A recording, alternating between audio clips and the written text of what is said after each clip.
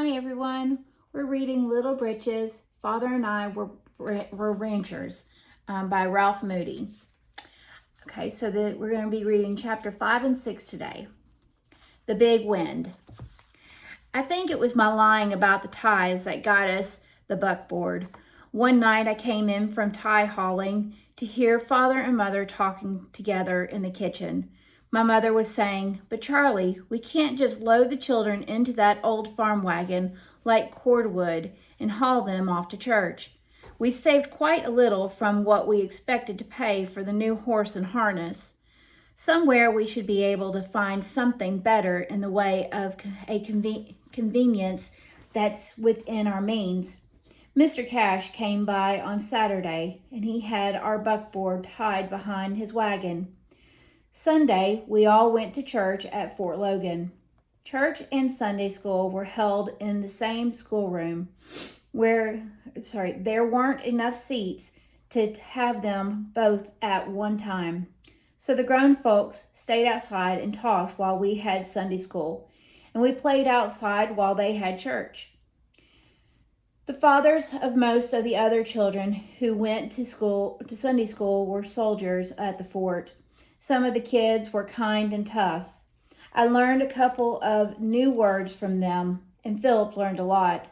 I called Muriel a couple of them after we got home, and Mother cried so hard that Father sent us all into the bedroom. We could only hear a word or two she was saying between sobs. It was something about not being able to stand what the ranch was doing to her boys. From then on, Mother held Sunday service at home. Father had been hauling long poles to be cut into fence posts for about a week when the big wind came. It was blowing when we woke up, and tumbleweeds were rolling across the prairie like big brown bowling balls pitched by some giant in the mountains. By school time, it was too strong for Grace and me to stand against. By noon, it had racked our house until some of the windows had broken out and the doors were jammed fast in their casings. The whole house was vibrating like a beaten drum, and every few minutes a joint among the rafters would crack with a report as sharp as a rifle shot. My father's face was gray, and Mother's milk white. Neither of them spoke. Their mouths were clamped tight, and the muscles were popping out and on the sides of Father's jaws. I could see Muriel, Philip, and Hal crying, but against the roar of the wind I couldn't hear them. Father went out and untied the horses. They drifted away to the east, the wind whipping their tails up under their bellies. Next, he brought poles and propped them against the lee side of the house. Mother huddled us into the corner of the bedroom, away from the windows. She crouched over us like a hen brooding her chicks. There came a tearing screech from the roof as the wind ripped away a section of the shingles, and sheets of plaster fell from the ceiling.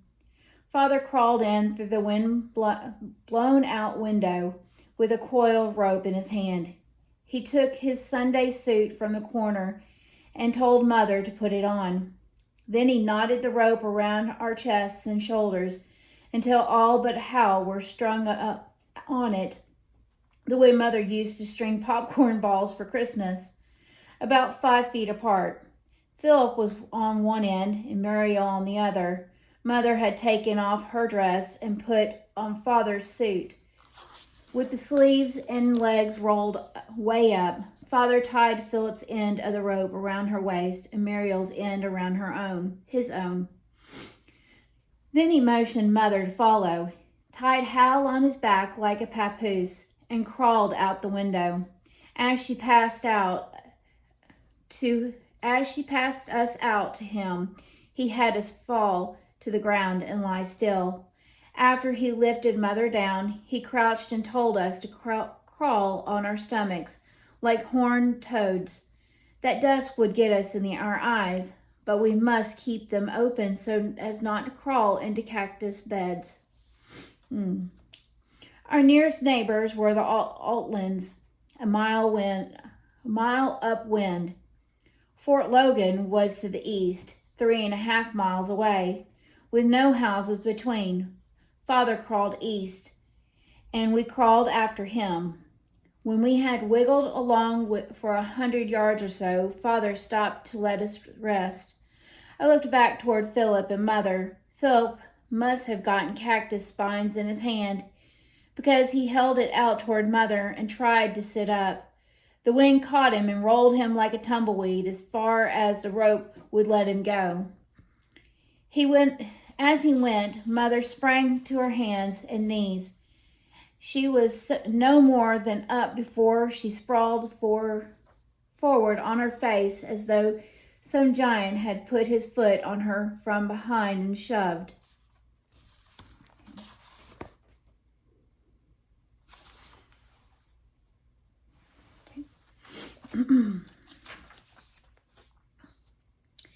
In that same backward glance, I saw the roof of our new barn fly away like a sheet of newspaper. We started on. The next time we stopped to rest, I looked back again. There was blood on Mother's face, and our barn was gone completely. A few minutes after we had begun crawling again, something like the shadow of a great bird flashed past me on the ground. I raised my head, and a second later the body of our farm wagon struck a few feet beyond Father. It bounced crazily like a football and flew away in kindling wood. My eyes were running from the dirt in them. My nose burned as though the dust in it were pepper. I was coughing from breathing through my mouth. At the next rest, I lifted my head again and looked up and down the line. Father was coughing hard. I could see Hal bounce up and down on his back. Philip was sobbing and gasping for breath against the pull of the wind, and Mother's face was black where dirt had mixed with the blood.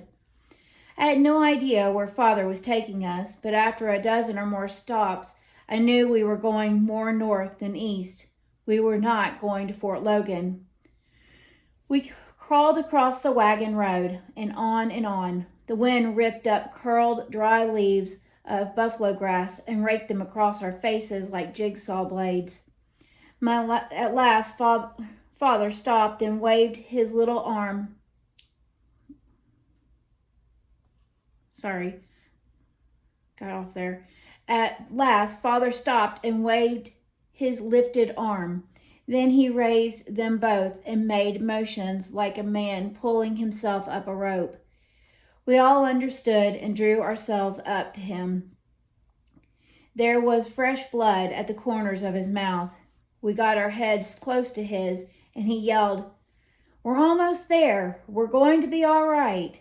It seemed hours long before we crawled into the head of the gulch leading down the Bear Creek.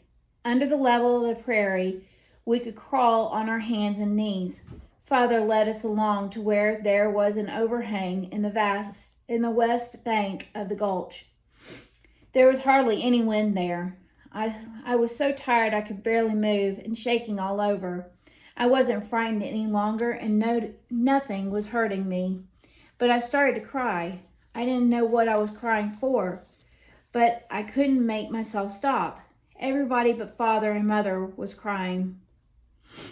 The wind went down with the sun. At twilight, it was no more than a breeze. At twilight, it was no more than a breeze. We crawled from our shelter under the bank, cold, stiff, and ragged. Our faces were smeared with blood, cut by the sharp grass that had been whipped against us by the wind, and our hands, arms, and legs were burning with cactus spines. It seemed to me that we had crawled miles on our stomachs, but when we came out at the head of the gulch, our house stood little more than a half a mile away. It and the bunkhouse stood alone. Barn, privy, wagon, and buckboard were gone. The house leaned tiredly against the prop poles. From the wagon road, it looked like a deserted ruin, and when we got to the back door, Father stood Hal down and put his shoulder against the door. It stuck tight, and he heaved against it, but not as he had heaved when he lifted Nig's hind legs from the trestle. He looked tired and old. The inside of the house looked almost as deserted as the outside. Fallen plaster, broken glass, and dirt covered everything. Father coughed hard after pushing the door open and wiped his mouth with a red-stained handkerchief. Sometimes Mother cried over little things, but she didn't cry then. She hadn't all day. She bustled right through the kitchen and into the bedroom, with her underlip bitten in between her teeth. In a few seconds I heard her shaking bedclothes so hard they snapped. While she was doing it, Father looked over the chimney to see if it was cracked, then started a fire in the stove. Next, he took the boards from the bunkhouse and nailed them over the broken kitchen window. We youngsters didn't know where to begin in helping get cleaned up and stood huddled by the stove. When Father had finished with the window, he put his hat on and started out the door. Mother came from the bedroom while he was in the doorway and said, "Charlie, where are you going?" She spoke quietly, but her voice was husky, way down in her throat. Father said, "I've got to find the horses, Mame. Heaven only knows where they may be now. They may have fallen in the gulch." Mother went over and took hold of his arm. She stood close against him and looked up into his face. Her voice was still husky as she said, "Ralph can stay home from school tomorrow and find them. You're going to bed." Father bent over, kissed her on the forehead as he tried to take her hand off his arm, but she wouldn't let go. Charlie said, "It was only a little more than a whisper. We came here to save your life. Are you going to throw it away over so little? We need you. Oh, we need you, Charlie." From where we were standing, I saw her eyes fill up with tears, but none spilled over. As I watched her, I heard the fast beating of running horses' feet. Fred and Bessie Altland came into the yard, circled, and pulled up at the steps. Fred jumped off the buckboard with the reins still in his hand and cried, "Charlie, for God's sake, what's happened to you, man? You look like a ghost." After Mother told him about the house nearly blowing over and about our crawling to the gulch, Bessie said they had worried all day because they knew we didn't have a storm cellar. They made us all go home with them and stay for 3 days, while Fred and Bessie helped Mother get our house fixed up again. Mrs. Altland and Mother wouldn't let Father get out of bed for the whole 3 days. Chapter 6. We become real ranchers. It rained most of the next couple of weeks. One of Fred's hired men had found our horses and what was left of the wagon and buckboard. Nig was all right, but Bill stood with his back humped up most of the time, and all the starch seemed to have drained out of Nancy's legs. We kept them in the end of the bunkhouse Father had cut off to use for a kitchen, while he and I worked in the other end. There was no school then when it rained, so I could stay home and help him a lot. We built a new wagon body and we put new spokes in the wheels of the buckboard right there in the bunkhouse. Between showers, we built a new privy. We were never able to find even one board of our old one. I had to bring 2 pails of milk from Altland's every night. When I had eggs to bring too, Grace went with me to lug the basket. Mother was making Father drink all of 1 bucket of milk every day and giving him raw eggs with a spoonful of brandy in the glass. I still liked the smell of that brandy, but the weather was getting warm enough so that I couldn't get blue anymore. Father's cough got better day by day, but as he grew stronger, Nancy grew weaker. One morning near the end of the 2nd week, Father went out to the bunkhouse and found her dead. Grace and I had to go to school that day, so we missed the funeral. Our big wind must have been an ill one, because I never heard of anyone it did any good, except maybe it did help us all a little in one way. The Saturday after Nancy died, Father and I were putting the buckboard back together when a man with a big load of new boards stopped out in front of our house. He came in and said his name was Wright and that he lived a couple of miles up the creek. He said the wind had raised the dickens with his buildings, and he'd noticed how nicely we were getting fixed up again. After he'd watched Father work for a little while, he said, "You seem to be a pretty handy sort of fellow with the hammer and saw. I wish I could get you to come and help me get fixed up. I'd give you $3 a day for your time, or trade work with you, or trade something I might have that you wanted." Father told Mr. Wright he ought to be getting started with his own plowing now that the rains had come, but he would talk it over with Mother and let him know the next day. Mother must have said it was all right, because Father helped Mr. Wright for a couple of weeks. Father drove Bill and Nig up to Mr. Wright's the first morning. When he came home, he had a saddled bay mare tied to the tailgate of the wagon, and a little black and white collie puppy in the pocket of his reefer coat. He said Mr. Wright had insisted on lending him to the mare to ride back and forth, but the puppy was ours to keep. It was still so young it was wobbly on its legs and cute as could be. We all wanted to claim it, but Father wouldn't let us. He said Mariel could name it, but it would belong to all of us. She named it King. I liked King a lot, but it was the saddle horse that really took my eye. She was a crabby Morgan mare and laid her ears back every time anyone went near her. In the mornings when Father put the saddle on, she would fling her head around and snap at him with her teeth, but she always missed him by an inch or two. She would run like a greyhound, and I wanted to ride on her so much I couldn't think about anything else, but neither Father nor Mother would let me go within a rod of her. I had got so I could ride Willie Aldevote's donkey without my feet being tied together, and only holding on to the belly strap with one hand.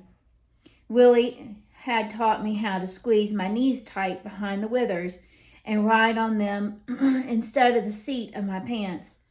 I had spent hours practicing and knew that, especially with a saddle, I could ride the mare as easy as pie. It was about the middle of April when Father finished helping Mr. Wright repair his buildings.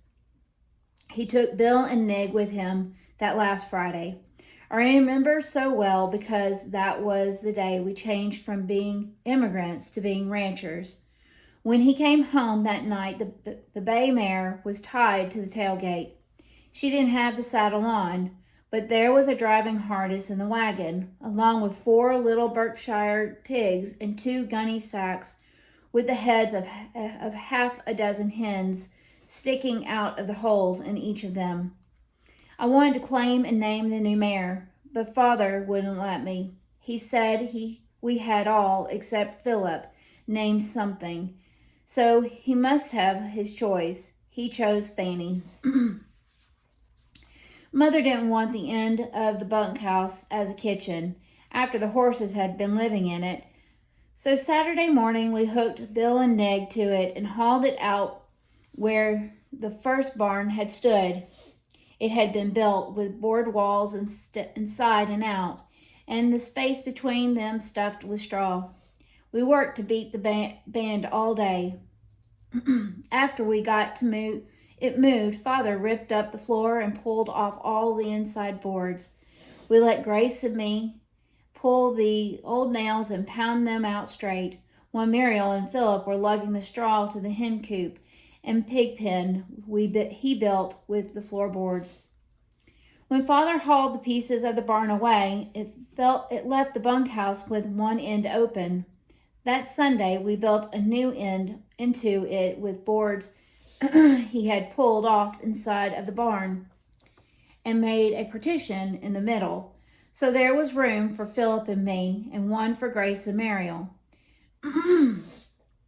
While he was doing it, Grace and I helped Mother move the beds and make us bureaus out of boxes the groceries had come in. She put cloth around them with ruffles, and we made scalloped paper covers for them and cut doilies for pieces of old wallpaper.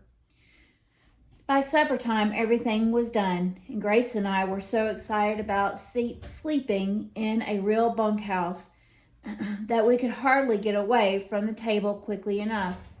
Father had promised Mother that he would plow her garden out behind the barn before he did anything else. He started it early Monday morning, but he hadn't got around to the plot once before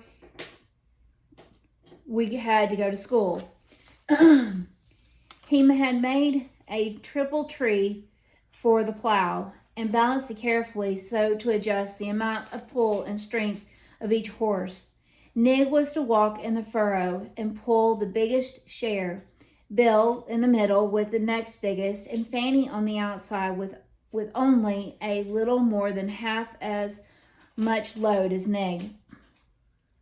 Fanny had no intention of being a plow horse. She was all right while Father was putting Nancy's collar and the hames with chain traces on her. But when he tried to rein her up beside the other horses, she squealed and tried to bite chunks out of Bill's neck. Father fixed that quick enough by fastening a stick about 3 feet long between her bridle and Bill's collar.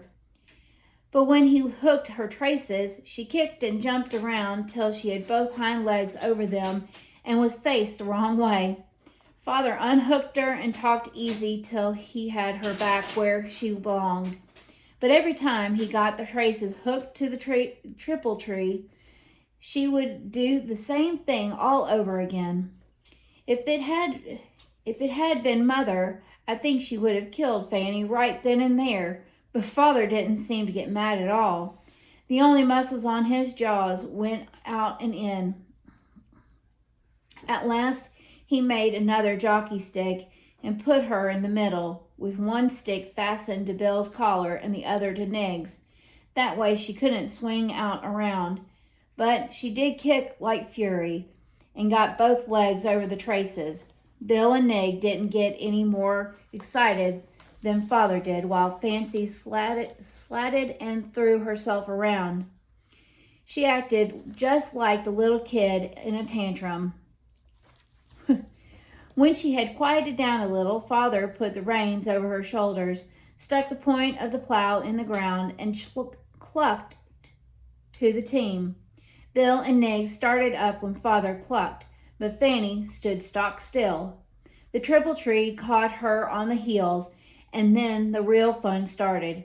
Fanny went away from there like a stone out of a slingshot. When she reached the end of the jockey sticks, she went straight up and came down bucking, with heels flying in all directions. Finally, she got one foreleg inside Bill's bridle rein and one hind leg inside Nig's breeching. Then she went down with Nig on top of her. When Father got them untangled, he made me go to school. I never heard Father swear, but I always wondered if he didn't that time as soon as I was out of earshot. I stopped by Altland's for milk on my way home from school. Fred was out by the corral fixing a disc harrow, and I went over to tell him how Fanny had acted when Father hooked her up to the plow. He laughed as though it were a big joke. "It's no wonder old man Wright traded off her cheap," he said. "Ooh. He spent 10 years and a dozen sets of harness trying to break her to drive double. I'll sure take my hat off to your old man if he can plow half an acre with her. Why the hell wouldn't the stubborn down east Yankee let me lend him a good horse to plow with. Say, how much land is he figuring to turn over this year anyway? When I told him father was going to plow the whole place if Bill held out, he squinted up one eye for a minute and said, "Go on in and get your milk. I'll give you a lift home." Father had most of the garden plowed when we got there. The big horses were walking slowly, just one step after another. Fanny was soaking wet and tossing her head up and down, but she was plowing, so I told Fred he'd have to take his hat off to Father. Father put his foot up on the hub of Fred's buckboard, the way he always did.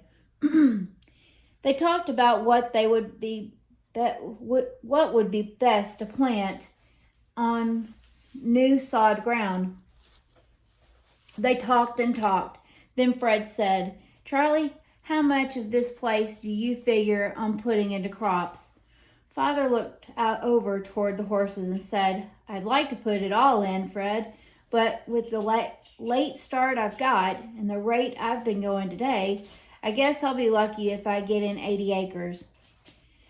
Fred just sat chewing for a minute or two. Then he squirted a line of tobacco juice toward the nigh horse's heels. "You know this prairie land won't produce much in the way of grain crops the first year. Drinks up a hell of a lot of water. And a fellow ought to put in crops like peas and beans and alfalfa the first year, so's to get air back into the land. Why don't you put in about 10 acres of alfalfa? We've had quite a bit of rain this spring, and if you sow it with oats and it get in before the 1st of May, it might get roots down to moisture before it burns out on you. Then you could put in another 10 peas and beans, and you'd have about all you wanted to take care of this first year." Father stood down, looking down at his foot on the hub of the buckboard for all of 2 minutes. Then he looked up at Fred, and his voice was real quiet when he said, "What are you telling me, Fred? Haven't I got any water?" Fred didn't answer till he'd spit between the off horse's feet and cut another corner of his plug. "Yep, Charlie, you've got water, 10 inches. This land will produce 40 bushels of wheat to the acre if you've got an inch of water in the acre. Without an inch to the acre, you're lucky if you get any." Father pushed his hat back and scratched his head a little. "Can I count on getting the full 10 inches, Fred?" he asked. "That's a hell of it," Fred said. "You're tail ender on the ditch. When the creek's high and the ditch is running full at the dam, you'll get your share. But when it's running low and the crops are burning up, you'll be able to lug all you get in a bucket. I won't steal water from you, Charlie, but when only half my own is coming through to me and my crops suffering, I won't pass it on to you." Neither of them said anything for a long time. Then Fred said, "Your cousin ought to have found out about it before he got you out here. Why, man, you couldn't run 10 inches of water to this garden from where the ditch comes onto your place. The ground would drink it up on the way. I'll tell you what I'll do. I've got 200 inches with my place. I'll use all the water that comes as far as me for 20 days, then give you the whole head for one. That'll let you give about 20 acres a good soaking often enough to make a crop the first year. After that, you might handle as much as 25.